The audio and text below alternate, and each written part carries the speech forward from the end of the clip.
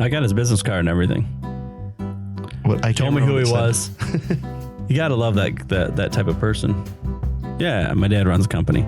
You can use that all the time too. I try so hard to make sure that nobody knows who you are in relation to me. It's my number one goal. People will find out. We've met them 7 times where they'll find out, and it'll be like I finally hand them a business card, and they'll be like, "Do you know Mike?" I like when no. That happens often too. They're like, they look at us like the janitor guy. This is pure coincidence. Hello, everyone, and welcome to episode 54 of the Slightly Serious Sign podcast. This episode is voted number 1. I thought you were going to in memory of GSG.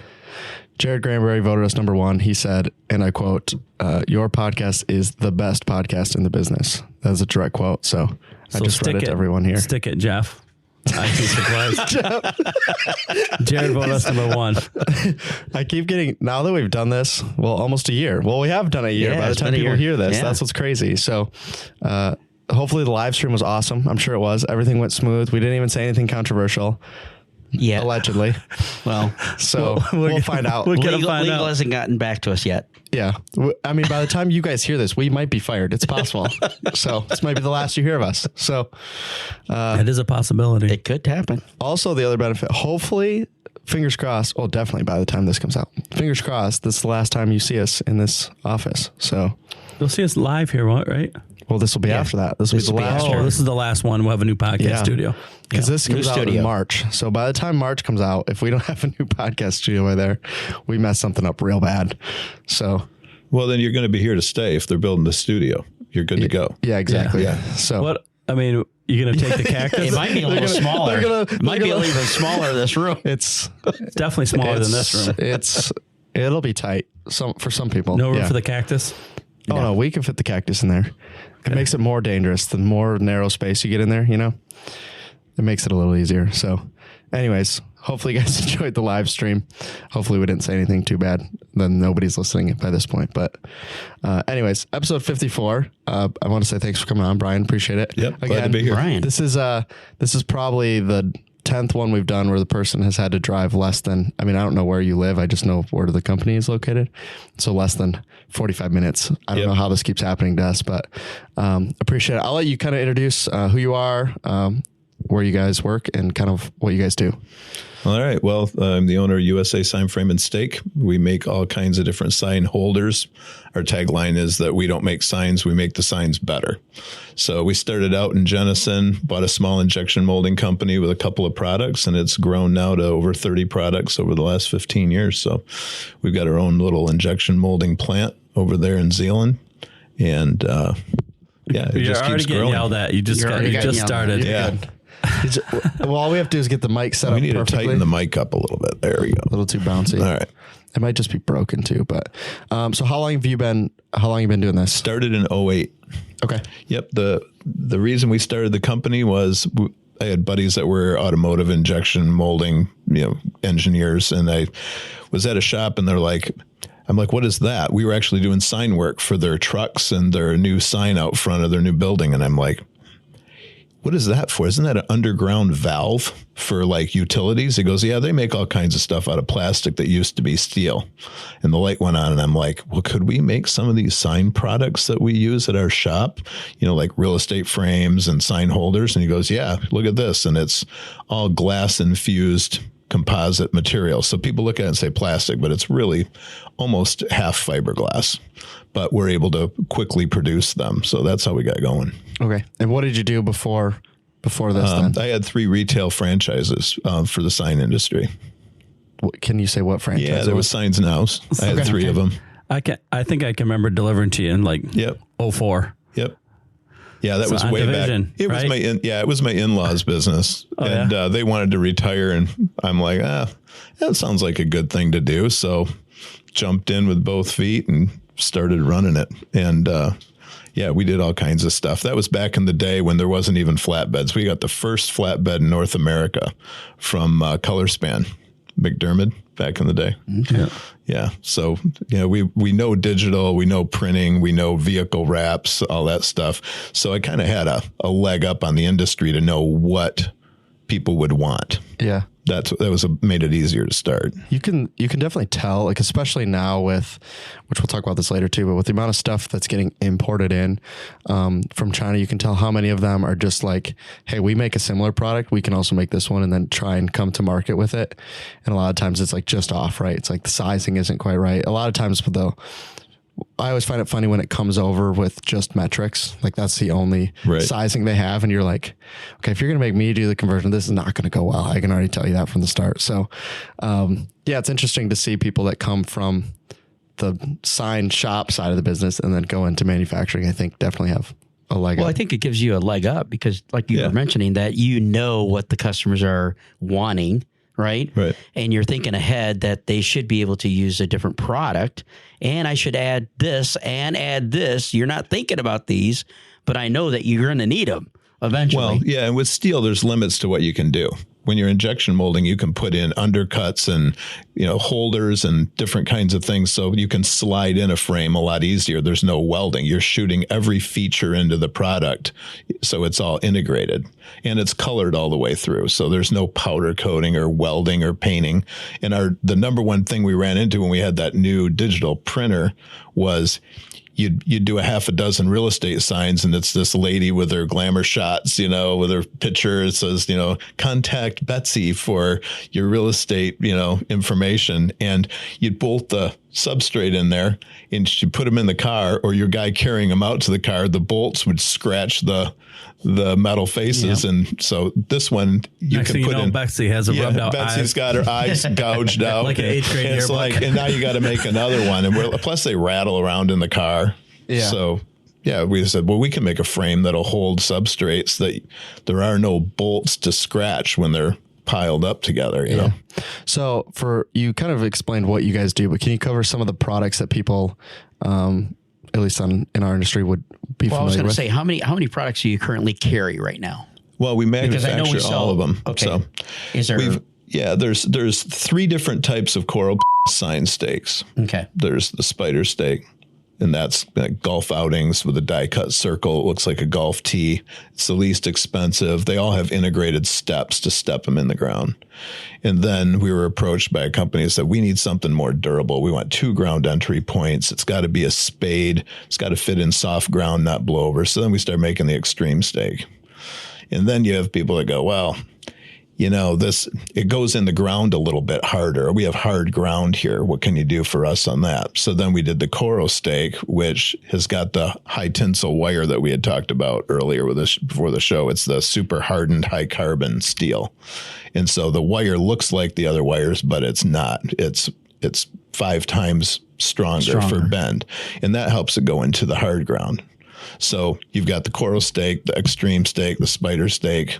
Those are the coral products. And then we've got the real estate frame. But how do you make a real estate frame with all the different sizes? I mean, every mold is 6-figure. Different sizes. So we made the 18 by 24 the most common frame, the most common. And then we did the same geometry as the coral stakes. So you can snap that onto the top. So now you don't have a 6 by 24 rider. You can make a 8 by 24 rider, 10 by 24 rider. So it lets you expand that initial frame, the 18 by 24, and you can add side riders, top riders. So that was our way to address all the different sizes for the conventional real estate frame issue. So that worked good too. That's interesting. So we made a video. It was Rick and I. This was a year and a half ago, probably, if not, on the Coro stake. And I think it was about this time of year that we physically put one in the ground. In the video, you can physically hear the audio of us like punching through the first frozen layer of the ground. Cause I was like, you could just put them in the ground anytime. Like it doesn't make any difference. And we just stabbed them through. Yeah. So when he says high strength, that's what they're talking about. Like literally the ground was frozen and we put a stake in the ground outside. Especially with your weight putting on that. Well, yeah. It's true. I think I was like 20 pounds heavier too. So now maybe I won't be able to do it. I'm just kidding. It probably worked just fine. Boy. Yeah, the other advantage to that. This harassment over here. That hard wire has the other advantage too, that it doesn't bend as easy. So we're like, how are we going to quantify this claim? So the Auto Research Center down in Indianapolis tests stuff for the big 3. They have a wind tunnel. So we rented it and we took the stakes down there and we literally put them in the wind tunnel. We rented it for half a day. And then he's like, are these things going to hang on? Because we can't have them let go and go flying into the blades of the wind tunnel. I'm like, no, they'll hold on. So we kept dialing up the rheostat, and you can, it's 10, 20, 30, 35. He's like, I don't want to go anywhere. I go to 40. He's dialing the rheostat, and the sign's bending and flipping around in the wind. But what the best part is we did it right next to a standard 9-gauge wire.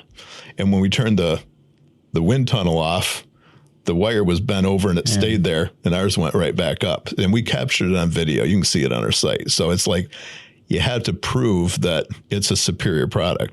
And then that picture's worth 1,000 words on that. Well, in Michigan, you get weather, you get the wind here. I don't know if you remember, like 3 days ago, it was like howling. Yeah, we were flying in. Oh, you were flying in? Yeah, we were. We felt it. We felt it. Bouncing up and down on the plane. You paid for the extra roller coaster ride? I did. Yeah. It was glad I was gone, though, because there was a big limb down in my yard, right where I normally park. So it was meant to be. Lucky. It was meant to be. But yeah, so that's good to know, because we definitely, since we brought it on, we have seen people talk about, they fall over easier. But I think a lot of times, this is just kind of standard with our industry. Sometimes maybe they're just not quite doing it exactly the way it should be, right? Because I think with a step stake, with a regular standard step stake, oftentimes, you guys have done them too, right? Where you go to step them in the ground, right? And they only make it like 3 inches in the ground. You're like, good enough. I'm not going to get it any further. So I think they're familiar with that, where they're not thinking like, hey, I need to sink this. The wire needs to be all the way in the ground with these ones. Right. So they're just getting them barely in the ground, and then they blow over, and they're like, hey, is it blowing over? Be like, well, did you go all the way in the ground? You see dirt only a 1/4 inch up on the stake. Like, oh, I wonder why it blew over. Yeah. Well, and the other thing too is you can make the best product in the world, but if you have soft, muddy ground and the wind is blowing back and forth, it's not the stake that's compromised. It actually makes a slot in the ground. It wows out a hole and makes a groove. So now it's leaning, even though the wire's intact. So that's why you use the extreme stake, because it's actually like a tent stake. You ever put up a tent like when you're camping, and that comes with those little teeny wires and that goes in the sand, like no problem, but it doesn't hold anything. Yeah. But you use the big plastic ones and it grabs. That's so you almost have to choose your geographic area. We have really hard ground.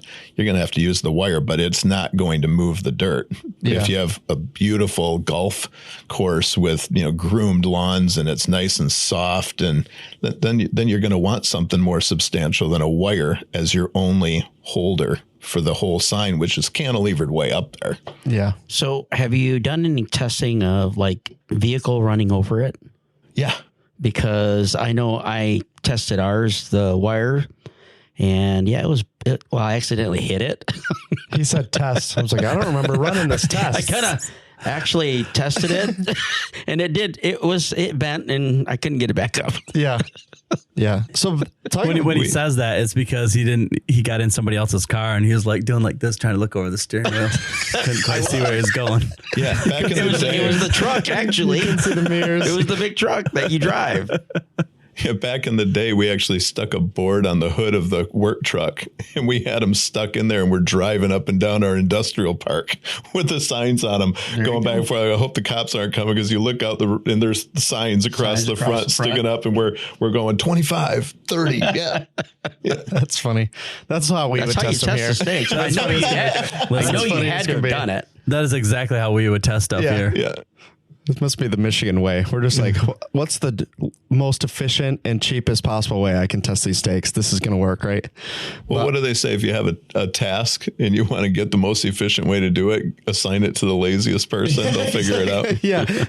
They call it like that is true. Like redneck ingenuity, you know, like it might not make any sense to you, but in their mind, it'll make perfect sense. It'll be a good way to test it. But yeah, I mean, besides like just blowing over in the wind, the one thing we talked about in the video too with it is, the thing you run into, like you were talking about it with, you put them in the car and they scratch the sign. That's one thing, right? But the second one is if you are going to use it for like, let's say golf outings is a good example, right?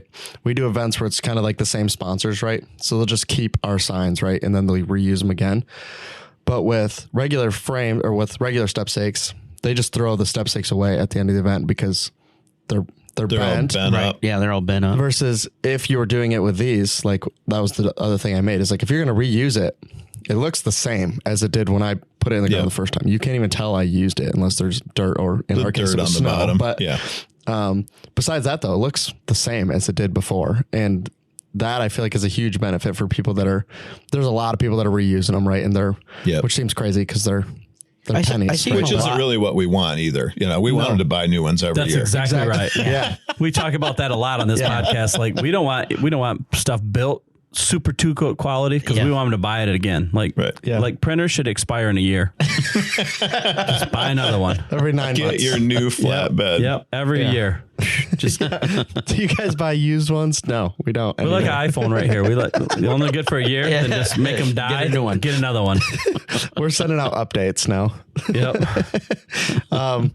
But yeah, like if you run into somebody who's using the same sign over and over again, like even if it's like you're talking like storefront, right, where they don't want to leave it out overnight for fear of someone coming and grabbing it, that's a way better solution than step stakes. So some of them are just putting them back in shape every day and then stomping them back in the ground. I see them a lot in golf courses where they're reusing them. Venues, wedding venues, parties and private parties and all that, parking this way.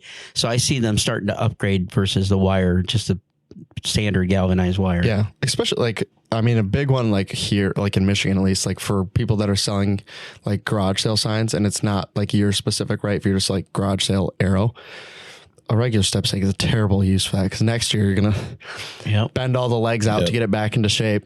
Well, the seasonal farm stands, we see that they're just using it over and over. Every year the farm stand comes back out for fresh raspberries. It's the same stake year after year. I'm like, we made it too good. Yeah, it was green the first year on the edge of the sign. By year 4, it's like a light tan color. Like, I don't know what happened here. Well, it's only the frames, just so you people out there. It's just frames that we're talking about. We're not talking about signage. Right. So you have to get your own sign. Make your own sign. The other thing I want to talk about, so you guys make these all here, right? Are you guys in Jenison still? No, we built a brand new place in Zeeland. Okay. How long have you been there? Zeeland. I think this is our 3rd year. Okay. Yeah, where we started out, it kept growing. You have one bay with 3 presses, and now we got 11 presses, 2 loading docks, and bridge cranes, and it's just way more efficient, better workflow, lets us grow. Yeah. It's a big white building, isn't it? Yeah. Yeah. Okay. I think I've driven by. We're by the Critter Barn. Looks like a dome that's roof. Right. Okay. Yeah. That's fun.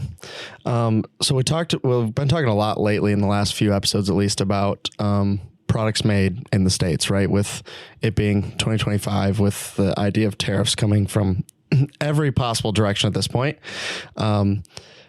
Prior to that, though, you guys obviously were still just making them here in the United States. So how do you think that was feasible for you guys compared to a lot of the other ones that are coming from overseas or Canada? Well, we're in a kind of a unique situation because you've got all these automotive supply places all over Michigan, tier 1, tier 2. There's tons of plastic coming up here for various components on cars. And there's a lot of scrap, short shots, purge pies, different things where the material is first cycle virgin material that, was a short shot. It didn't quite make the part. So you've got recyclers who are gathering this stuff, quarantining it by type of plastic. So we've got a really good feed stream of raw materials. Okay. And you're not going to have that if we're sitting in, Utah, but we happen to be right in the center of where all this plastic is. So we're able to get the recycled plastic reground that meets the spec we're looking for. And so we can just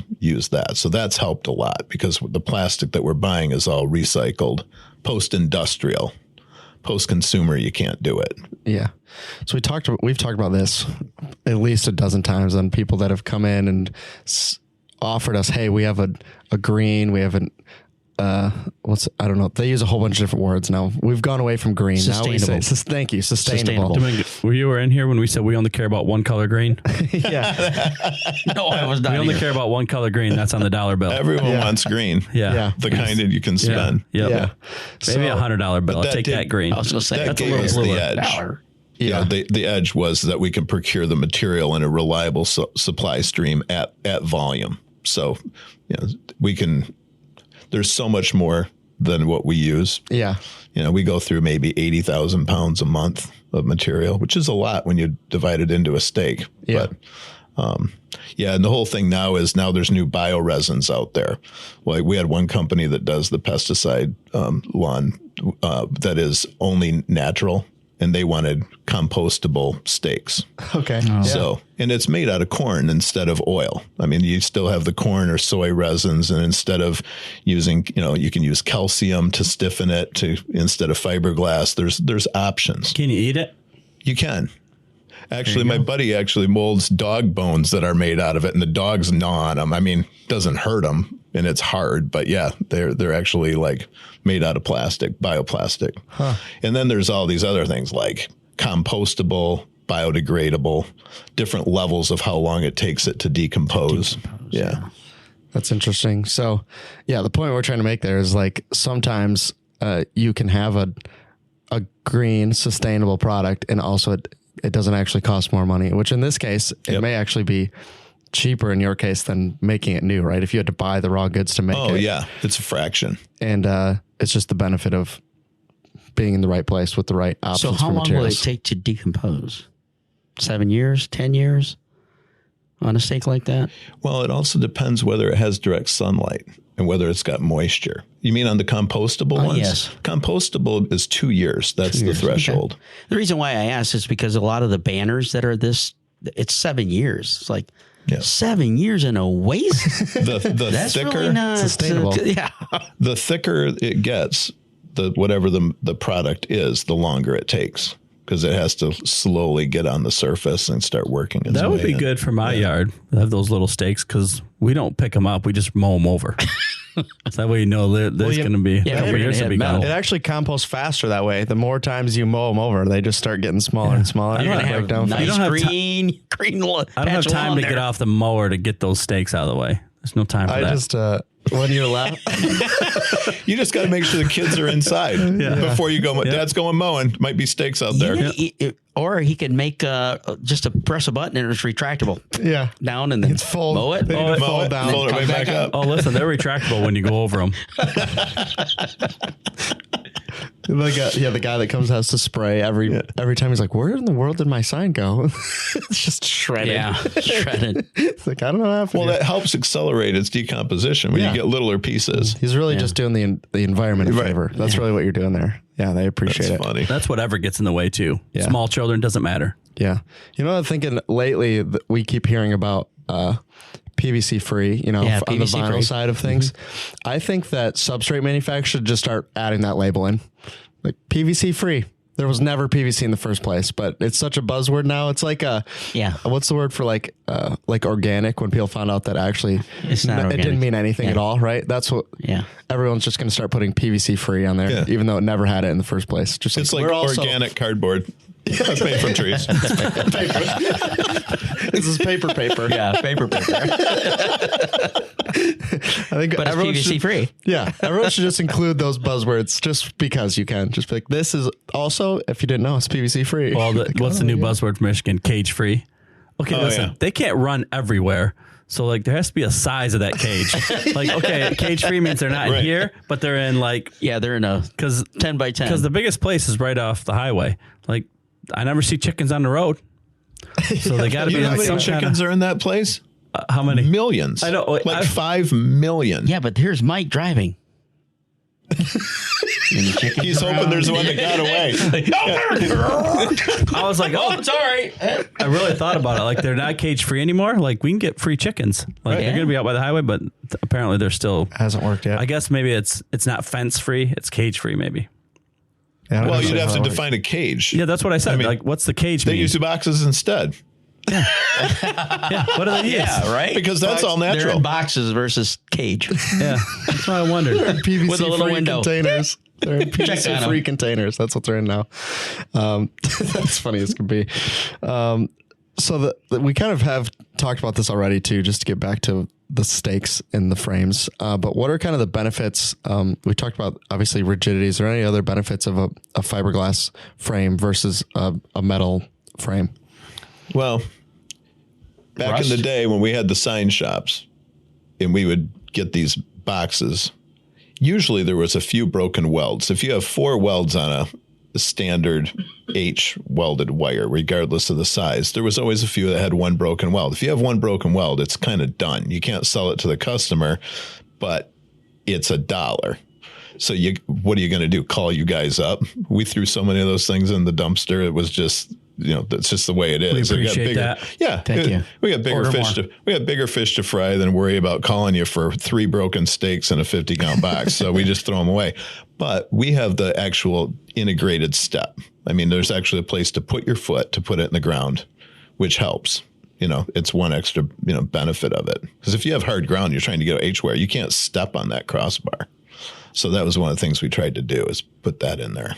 Do you know where when we're talking the 18 by 24s, where those compare currently, like when you're running into people buying them price-wise, where it compares to the metal ones? Well, you were talking about tariffs.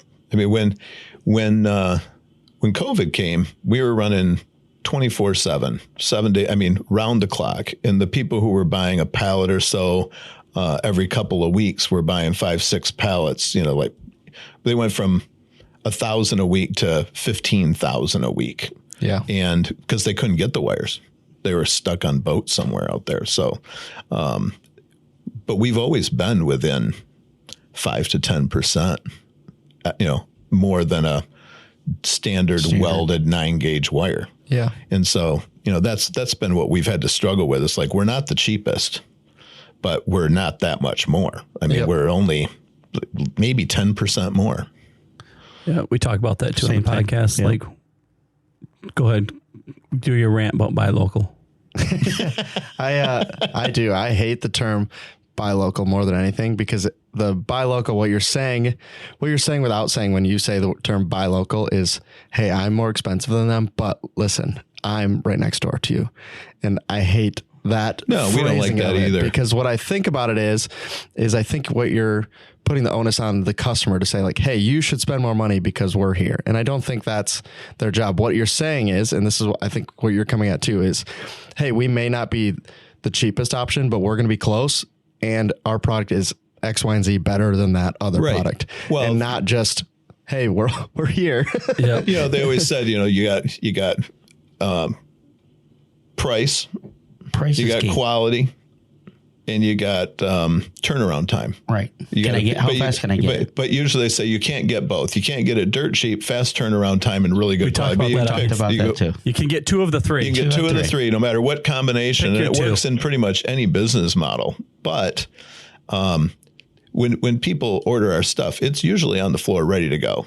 And they get a tracking number the same day it leaves the next day. And it's shipping from here. It's not shipping from overseas. So that's a bonus. We think it's a better product.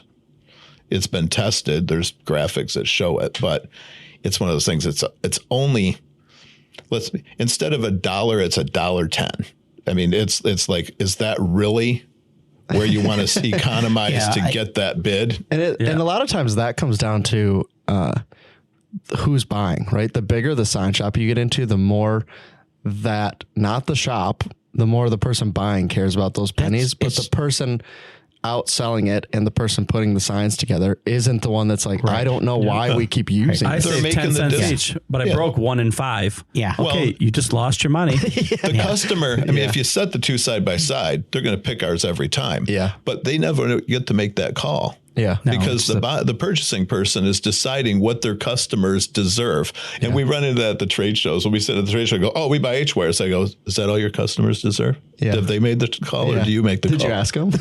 Yeah. No, 100%. It's the same thing. I agree I disagree with your analogy, because I believe in doing local. My wife does too.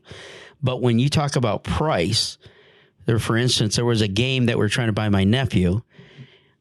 It was $35 more to buy local. Yeah. That is just too much. Yeah, that's what we're saying. That's where it's like, I can't do it if you're remotely close. Yeah. But if you're not close, 100%. Then no, we're not gonna. I can't do it. Yeah. Yeah. Same thing with us. We're not the cheapest on a lot of products. Nope. But we're close. We can deliver to you. We can get it to you next day. We always hit 2 of the 3. Yeah. But we try. Here's the other thing we run into: this plastic. Because we can source it because of the automotive position that we're in. If you were going to make that product overseas, they're still even cheaper than me because the big plastic pellet manufacturers will sell like U.S. and in Europe at one price, and then what they can't sell, they sell other places. We've had people walk in and go, "Here, can you make this cup?" And the cup has more plastic in it than what they can get it molded into a cup and shipped from overseas. I can't even buy the material to make it for what they're getting it made and shipped for. So we are at a disadvantage. The other thing is we're paying a livable wage, holidays, vacation days, sick days. So we have to pay U.S. labor, and if you're going to keep people, you got to pay them well. So that's got to be factored in. Pay the good people. Yep. Mike. Huh? I didn't hear a thing you said. I was gone. He was falling asleep on that conversation. I was out. He wasn't listening. But no, 100%. And I mean, and we talk about you can get 2 of the 3, right? And then the factor really becomes how close are you on the third one, right? Yeah. So if you're quality and turnaround time, and then the third one would be price there. If you're close, then it's a question of how close are they on the other ones, right? If it's I can save 4 pennies, but I have to buy it in bulk, or I have to buy it and it takes 6 weeks to get to me. It makes it a lot easier to. Yeah, we talked about that. The purchasing is the key person that really needs to go out with the people that are doing the installs, see how much how much labor it takes to do something or break something. They don't see that. They see I'm saving a dime. Yeah. It's like, but you're saving a dime, but you are getting not the same product. So I look at it as if you're paying 10 cents more, but it's double the performance, then you're actually getting a good deal. Because if you had to build a steel counterpart, you would have thicker steel for the bottom, thinner steel for the top. It would cost more. It would be more shipping costs. So what you are getting the 3 with us, unless you want to settle for cheaper. Like, you want to buy this BMW for 10 grand, or you want to buy a Yugo for 9 grand? What do you want? I look at the same thing. If you're going to buy a suit, where do you get your suit from? Walmart? Or you go like Men's Warehouse? Salvation Army. They have good stuff sometimes. I'm not the good person for this, but like if you're going to buy jeans, you're going to buy name brand jeans, you're going to buy nice jeans, or you're going to go buy the cheapest ones you can find. Are you going to literally go down the aisle? Oh, these ones are a quarter less. Like, I mean, we literally have been having this conversation since United came out, right? We're with United LEDs, the only product that is quote unquote lower price than our product isn't comparable in specs. Right. So you come in and say like, hey, we have a cheaper product. But then when you look at it, it's like, no, it's really like if you do the math, it's not cheaper. But on paper, it is cheaper for you. And I think with the economy's step stakes, you run into the same problem where on paper it's cheaper. But if somebody actually did the math and was like, hey, here's how many we broke in a year, right? And even if it was, 8% more, you're like, okay, I'm only one piece. I mean, I'm only one piece of the finished product. That's why we say we don't make signs. We don't make graphics of any kind. But if you're going to buy a really nice, right Pantone, beautiful 4-color process, really good sign, and you go, let's just give me one of them cheap wires. We'll throw it out there. It's like, really?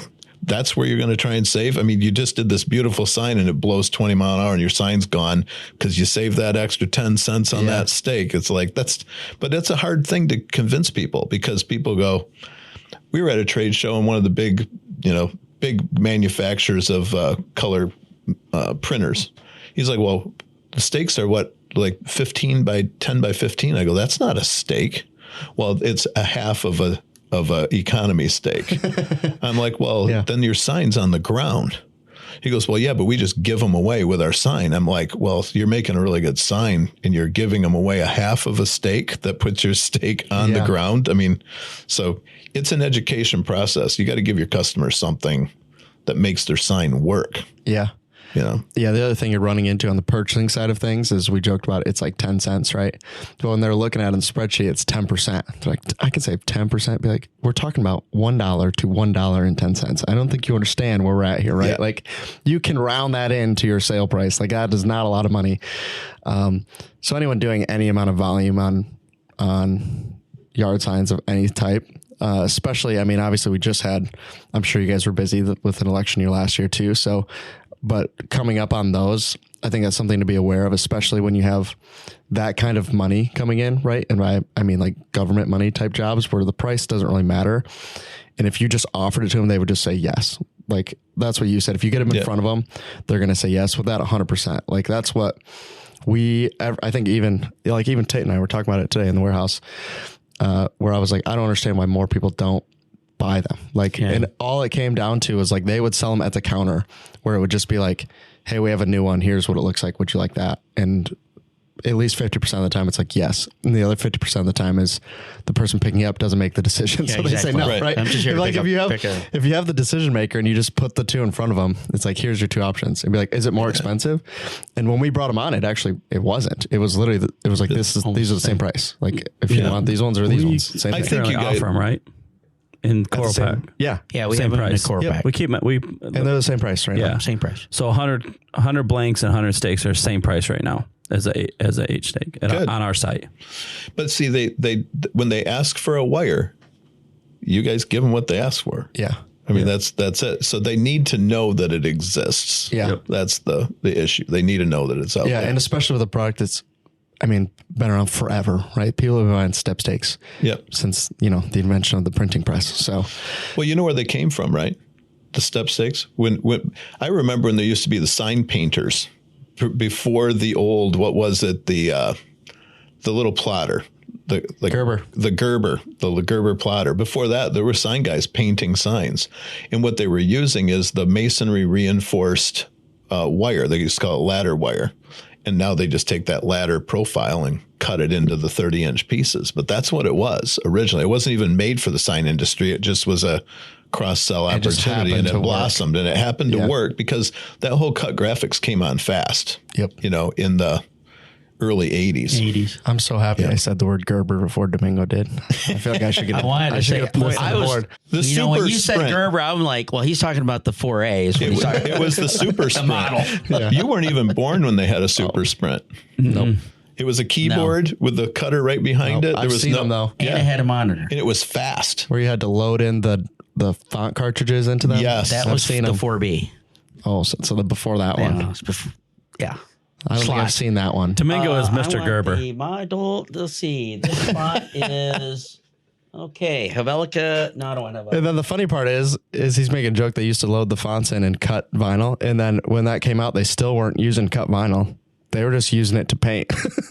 Oh yeah, they make stencils. How it was sold, literally how it was sold was they were literally cutting. They weren't cutting vinyl. They were cutting stencils and still painting it. And that's when they came out with the. What happens if we just leave the vinyl up there? Like with the part we weed out. What if we leave that part? Yeah, do it the other way. Leave it the other way. And someone's like, genius.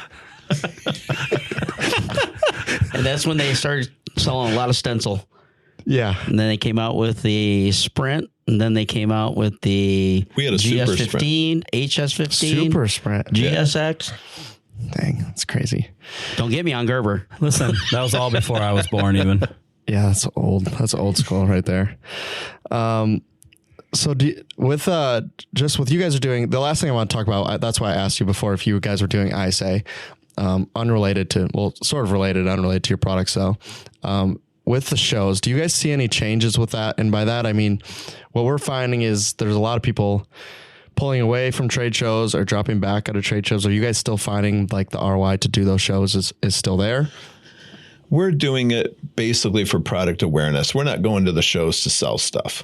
The first shows we did back 10 years ago, the third, fourth year in a row, people are like, keep up the good work. Good to see you guys. Yeah. And we're like, okay, we don't need to be here. So we went a few years and didn't show up anymore. Yep. Because, you've got the people that are distributors who know about us, and it was fine. But we still, we've had new products since then. The extreme steak, the coral steak. We do some other steaks too for the polybag sign industry and the posting sign steaks. There's some crossover that there's some opportunity there for those big steaks to do the solid substrates for the bandit type signs and the lawn care leave behind signs. Yeah. But you'll see it in the next couple of years. It's coming.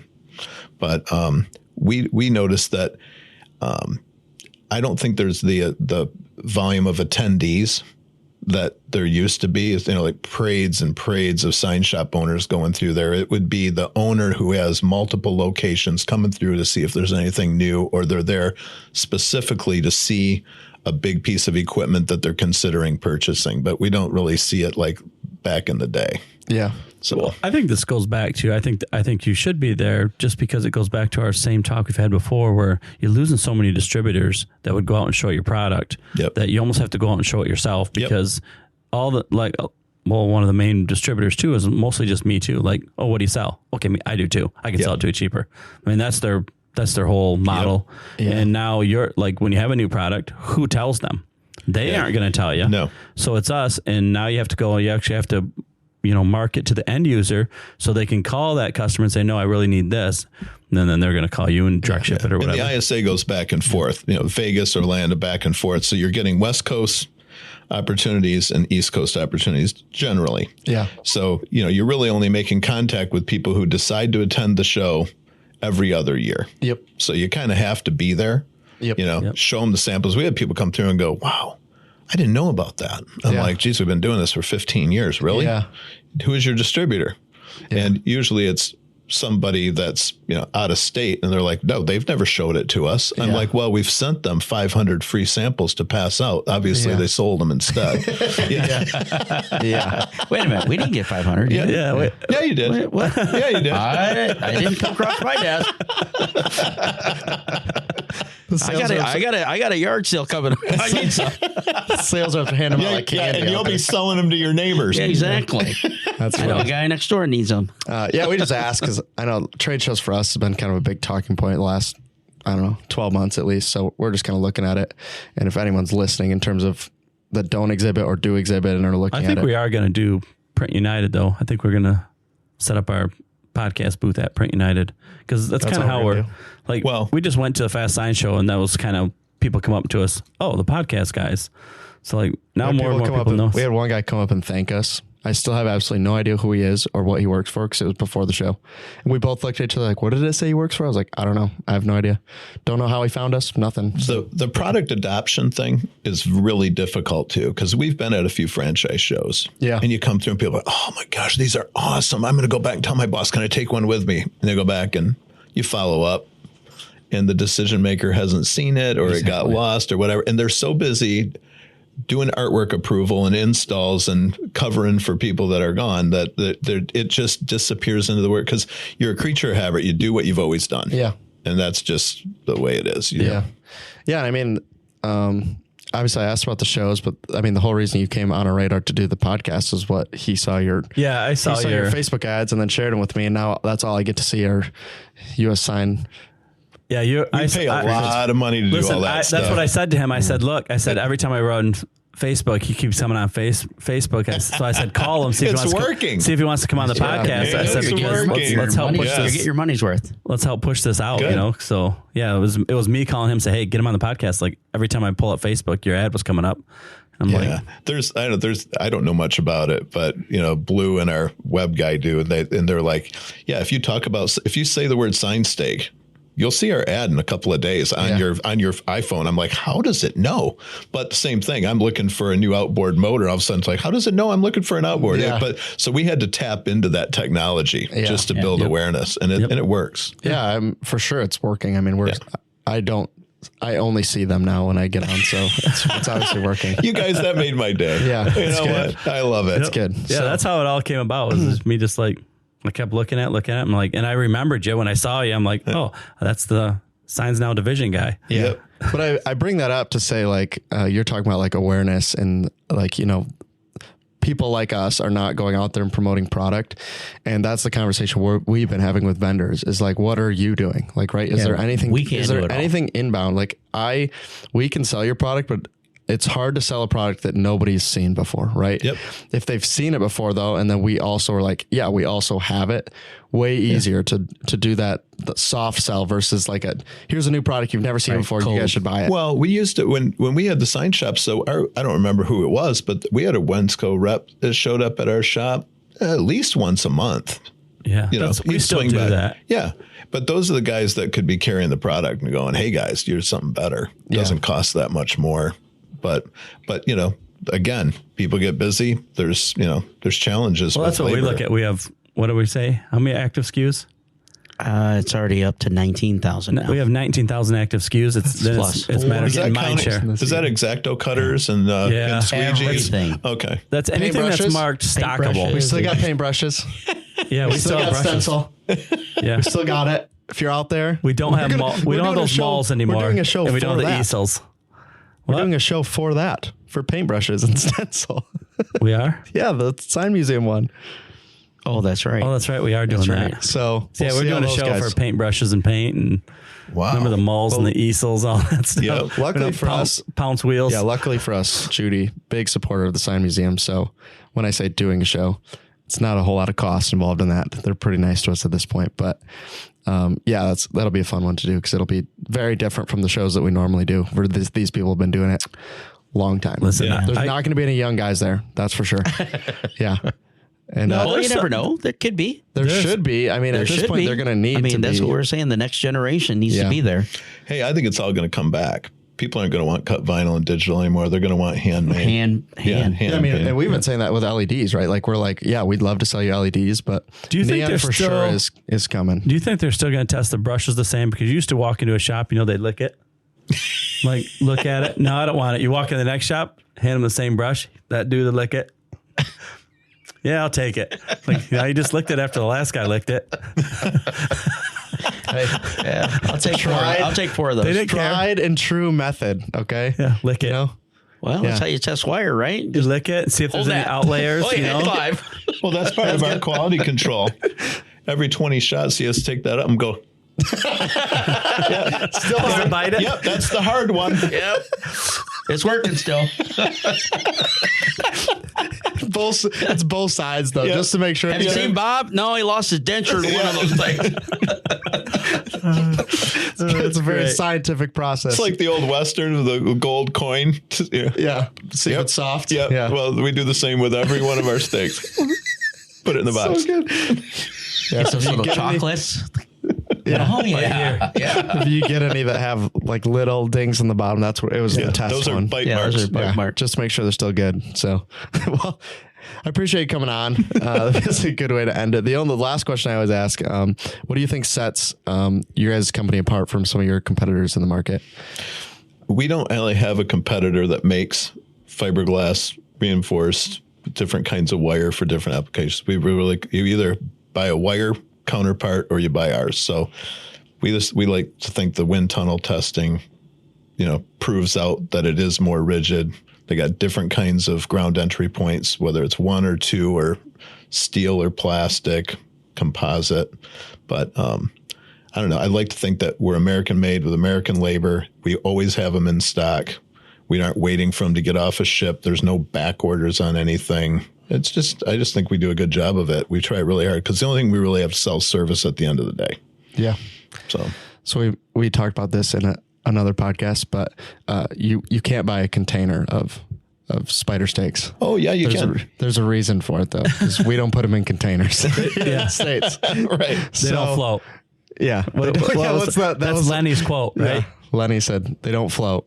Yeah. They're here in the States. Yeah, exactly. They never float. They never float. So, U.S. made, sustainable, PVC free. Yes, they are, because we don't use PVC. Cage free.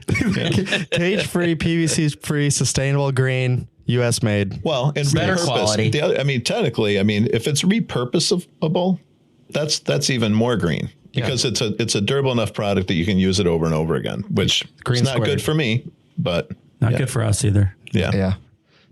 We think they're only one-time use. Yep. Yeah. Mm-hmm.